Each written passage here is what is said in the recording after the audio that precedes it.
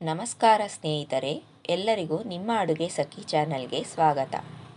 ಸಂಕ್ರಾಂತಿ ಹಬ್ಬಕ್ಕೆ ಮಾಡುವ ಸಿಹಿ ಕುಂಬಳಕಾಯಿಯ ಖಾರದ ಪಲ್ಯ ಹೇಗೆ ಮಾಡಬೇಕೆಂದು ತೋರಿಸಿಕೊಡುತ್ತೇನೆ. ಕುಂಬಳಕಾಯಿ ಖಾರದ ಪಲ್ಯ ಮಾಡಲು ಬೇಕಾದ ಪದಾರ್ಥಗಳು: ಅರ್ಧ kg ಸಿಪ್ಪೆ ತೆಗೆದು ಹೆಚ್ಚಿಟ್ಟುಕೊಂಡಿರುವಂಥ ಕುಂಬಳಕಾಯಿ, ತೆಂಗಿನಕಾಯಿ ತುರಿ ಅರ್ಧ ಬೌಲ್, 6 ಹಸಿರು ಮೆಣಸಿನಕಾಯಿ, ಈರುಳ್ಳಿ ಮುಕ್ಕಾಲು ಬೌಲ್, 1 ಸ್ಪೂನ್ ಕಡಲೆಬೇಳೆ, ರುಚಿಗೆ ತಕ್ಕಷ್ಟು ಉಪ್ಪು, ಎಣ್ಣೆ 2 ಸ್ಪೂನ್, ಕೊತ್ತಂಬರಿ, ಕರಿಬೇವು, ಸಾಸಿವೆ ಅರ್ಧ ಸ್ಪೂನ್. ಮೊದಲು ಕುಕ್ಕರನ್ನು ಒಲೆಯ ಮೇಲಿಟ್ಟು ಹೆಚ್ಚಿಕೊಂಡಿರುವಂಥ ಕುಂಬಳಕಾಯಿ ಹೋಳುಗಳನ್ನು ಹಾಕಿಕೊಳ್ಳಬೇಕು. ಈಗ 1/4 ಕಪ್ಪಿನಷ್ಟು ನೀರನ್ನು ಹಾಕಿಕೊಳ್ಳಿ.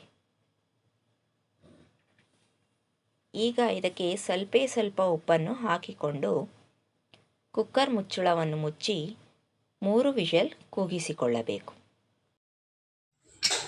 ಈಗ ಬೆಂದಿರುವ ಕುಂಬಳಕಾಯಿ ಹೋಳುಗಳನ್ನು ಒಂದು ಬೌಲ್ ತೆಗೆದುಕೊಂಡು ನೀರಿನಿಂದ ಸೆಪರೇಟ್ ಆಗಿ ತೆಗೆದಿಟ್ಟುಕೊಳ್ಳಬೇಕು.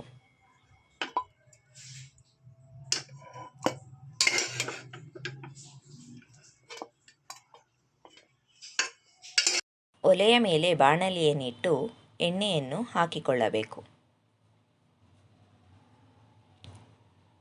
ಎಣ್ಣೆ ಕಾದ ನಂತರ ಸಾಸಿವೆಯನ್ನು ಹಾಕಿಕೊಳ್ಳೋಣ.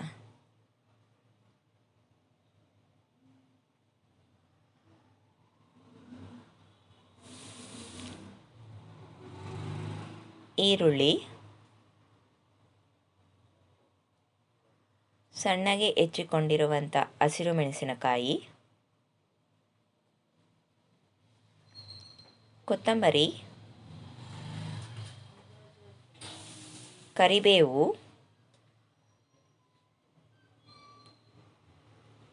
ಕಡಲೆಬೇಳೆಯನ್ನು ಹಾಕಿ ಚೆನ್ನಾಗಿ ಫ್ರೈ ಮಾಡಿಕೊಳ್ಳಬೇಕು. ಈರುಳ್ಳಿ ಚೆನ್ನಾಗಿ ಫ್ರೈ ಆದ ನಂತರ ತೆಂಗಿನಕಾಯಿ ತುರಿ, ರುಚಿಗೆ ತಕ್ಕಷ್ಟು ಉಪ್ಪನ್ನು ಹಾಕಿ ಚೆನ್ನಾಗಿ ಮಿಕ್ಸ್ ಮಾಡಿಕೊಳ್ಳಬೇಕು.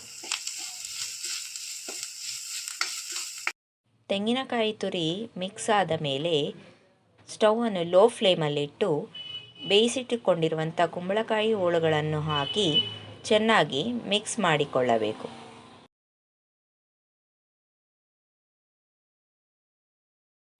ಈ ರೀತಿ ಸ್ಮ್ಯಾಶ್ ಮಾಡಿಕೊಳ್ಳುತ್ತಾ ಚೆನ್ನಾಗಿ ಮಿಕ್ಸ್ ಮಾಡಿಕೊಳ್ಳಬೇಕು. ಈಗ ಸಂಕ್ರಾಂತಿಯಲ್ಲಿ ಮಾಡುವ ಕುಂಬಳಕಾಯಿ ಖಾರದ ಪಲ್ಯ ಸಿದ್ಧವಾಗಿದೆ. ಇದನ್ನು ದೋಸೆ ಅಥವಾ ಚಪಾತಿಯೊಂದಿಗೆ ಸವಿಯಬಹುದು. ಇದನ್ನು ಮನೆಯಲ್ಲಿ ಮಾಡಿ ಸವಿಯಿರಿ. ಇಷ್ಟವಾದಲ್ಲಿ ನನ್ನ ಚಾನಲ್ಗೆ ಸಬ್ಸ್ಕ್ರೈಬ್ ಮಾಡಿ. ಈಗಾಗಲೇ ಸಬ್ಸ್ಕ್ರೈಬ್ ಮಾಡಿಕೊಂಡವರಿಗೆ ನನ್ನ ವಂದನೆಗಳು.